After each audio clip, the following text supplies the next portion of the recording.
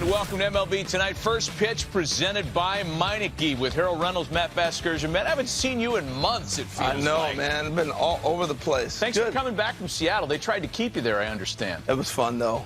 Good time. I almost stayed. The weather was unbelievable in Seattle. It's home for you, but yeah, but I don't go back to how you opened that. You were like, Shohei gets traded to the National League.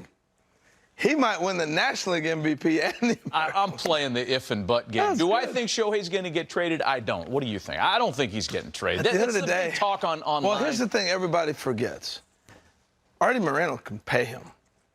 It's not a problem for him to reach the demands if he wants to keep him. And they're not out of it. Yeah. That's the thing. Like, okay, so 5 games is not that much. We got so much canvas still left on the trade deadline. But I'm going to dive into it. Let's do it. We got some hot topics. Let's put some time up on the clock, and I want Harold's reaction to these 3 topics in Major League Baseball.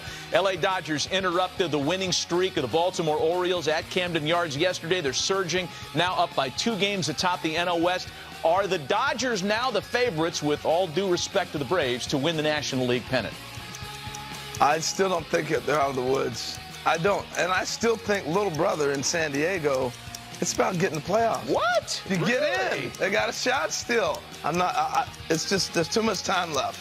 Too much time. It's going to be fun. And the trade deadline can dictate a lot of good stuff as we move forward. San Diego's in Toronto tonight, making a rare appearance up at Rogers Center. Yeah. We'll talk about that series as it starts. And you're saying, no, the Dodgers are not the favorites yet to win another National League pennant. That's fair enough. Let's move on to the next topic.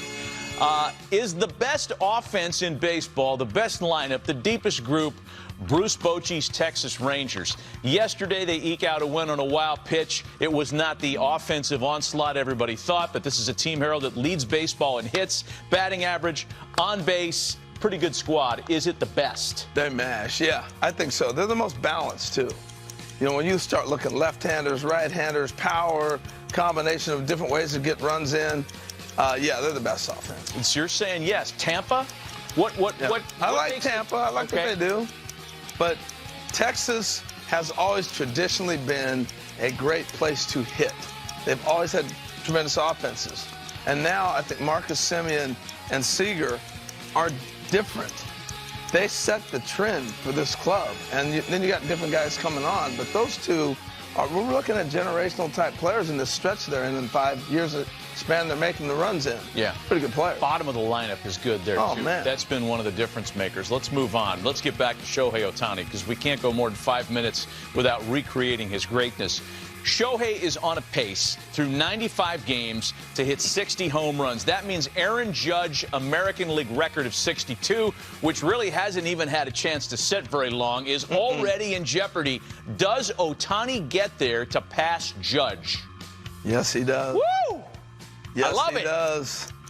And look hey, by the way, look at the other numbers. Markedly better than what Judge had through his first 95, with the exception of RBIs. I mean, what we're watching is remarkable. Really is. Because you got to consider the pitching, the toll that takes on his body.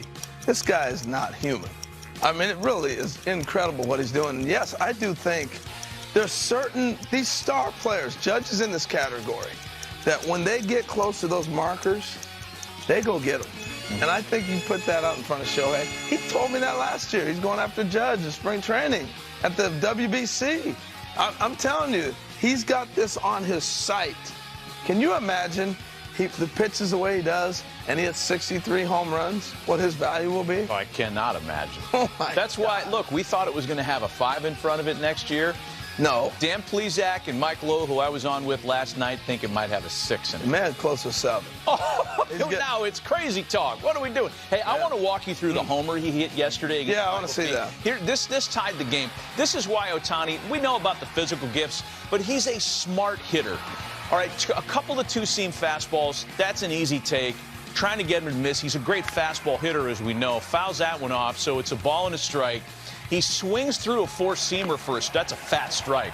So now you're thinking he's set up for a changeup. Michael King has a changeup to left-handers. He tried to sneak another fastball past him, and Ohtani was not fooled. Well, the other thing, Matt, those are all to hit a home run. He knew the moment. Every swing. Every swing. It is my job right here to hit one out of the park. You got that right. He wears out the fastball. Highest average fastball this season versus the 2 and 4 seam combined. Shohei hits 368 against those pitches. He had 4 of them to swing at yesterday. Tied the game. Angels end up winning in extra innings. Let's move over to the social media wall here, Harold, because we have a question that we posted on MLB Network's official Twitter account. How do you think the 2023 season will play out for Shohei Ohtani? And it's broad. You could say it'll play out with him in city X, Y, or Z. You could say it would play out with him hitting 63 homers, winning a Cy Young Award. Here's a sampling of some of the responses that we took. Joseph D., I think he ultimately stays with the Angels through the end of the season. Joseph D. knows what he's talking about, because I think that's going to happen as well. Moving on, some other responses. Austin, 56 homers, 128 stakes, signs with the Dodgers. A lot of people think that that's an easy line to draw. I'm not sure. I like the numbers, though. Angels are keeping him, and he'll go on to win the MVP. All right, John, I'm with you on that one, too. We got people paying attention. He's going to Seattle, says Mark Hofstadter.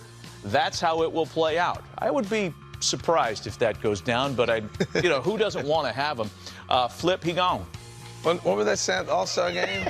Stay here. Yeah. Come here. Oh, there people were putting up signs yesterday at Angel Stadium with him wearing a Yankee, uniform. I get it. Everybody wants a piece of the guy. He gone? I don't know. We'll see. We'll see how that one goes.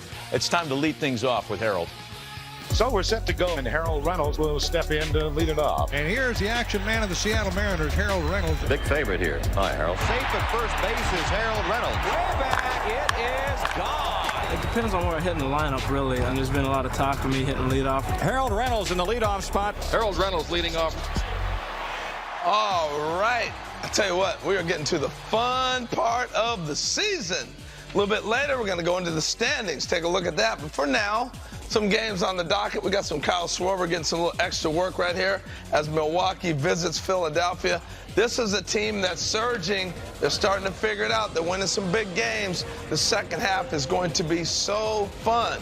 Kyle getting some work in. I like that. Look at people checking it out early, getting some early BP. Boom. See you later. Another home run. All right, Tampa, Texas. This is a good matchup. I'm telling you, folks, this might be a playoff matchup right here as we get closer down the stretch. But we're asking the question about the Texas Rangers. I tell you what, the one thing that gets overlooked is their fundamentals. You see them working a little bunting before the swings here. But they had a great representation in the All-Star game. Not a surprise. They're playing great baseball. And I just think they're really off and running really good baseball right now. Let's go here, San Diego and Toronto. And we got Bo Bichette, the All-Star. Bo's chasing 200 hits, folks. I know we see him a lot. He stays with the same routine, whether it was April, May, here we are in the middle of July. He's still doing the same thing day in, day out. That's how you get consistency. All right, let's get out of here. See you later, Bo. Have a big game tonight against the Padres. Atlanta and Arizona. That was a little Austin Riley getting some swings right there. Getting some work in the batting cages. But I like the fact that this is really a good series. Arizona, they got beat up a little bit towards the end of the stretch before we got the All-Star break, but they turned it around. This club is still a contending team, so this is going to be fun.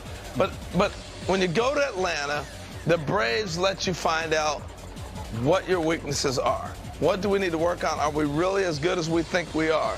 So that's kind of a look at the night. Matt, that's just 4 of the games set up. We got many more. Matt, where are you, man? Where'd you go? Yeah, I'm right here. We got